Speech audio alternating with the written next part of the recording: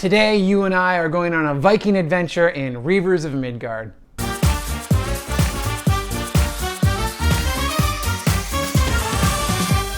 Reavers of Midgard is the sequel to Champions of Midgard put out by Grey Fox Game. I backed this on Kickstarter last year.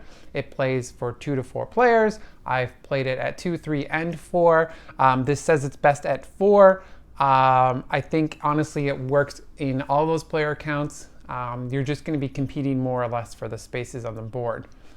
The main mechanic of this game is, of course, Reavers, which are represented by cards. These cards have essentially 3 currencies on them. You can use the card for the Reaver's ability that you're going to tuck into the bottom of your board so that when you do these different things, you get an ability of your Reaver.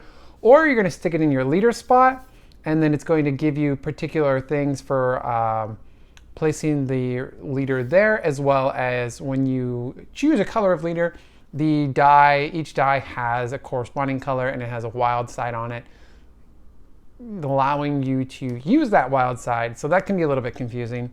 And then finally, you can use the Reavers to just kind of send them away on their own little private village or pillage, and you get them for the dice.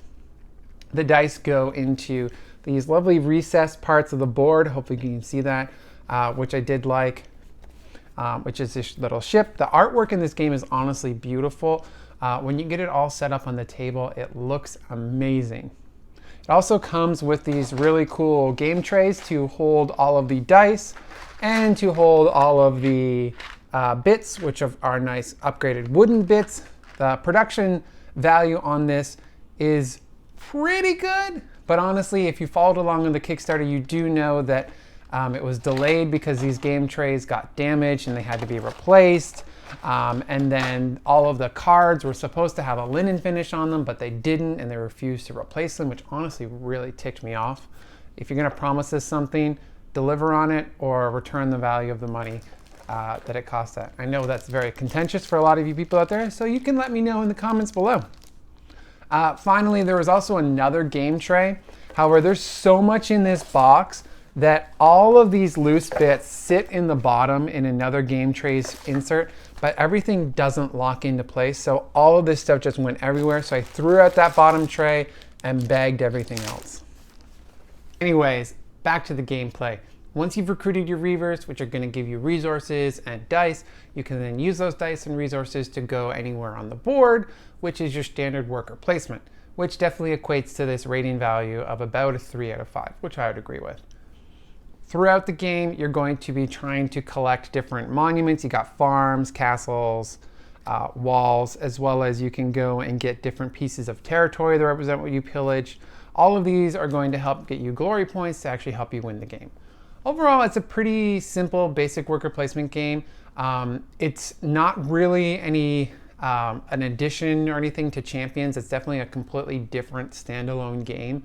It's just in the same artwork realm. The artwork is beautiful. I do love it. It's very pretty. It is a little bit of a table hog. It is a little bit to set up. There's a lot of different things. I definitely recommend bagging it instead of using the bottom insert for a quicker setup, so you can separate all of the pieces. There's a lot of different smaller pieces. However, the Kickstarter woes with this, as well as, I had to replace the game trays to replace this stuff, and it just doesn't offer that much more to me. I'd much rather play Champions, so this isn't going to stay in my collection, unfortunately. However, let me know what you think of Reavers of Midgard. This is a 7.6. I'm going to give it more like a 6. Until next time, make sure you like, subscribe, share this video, and let me know what you think. Bye!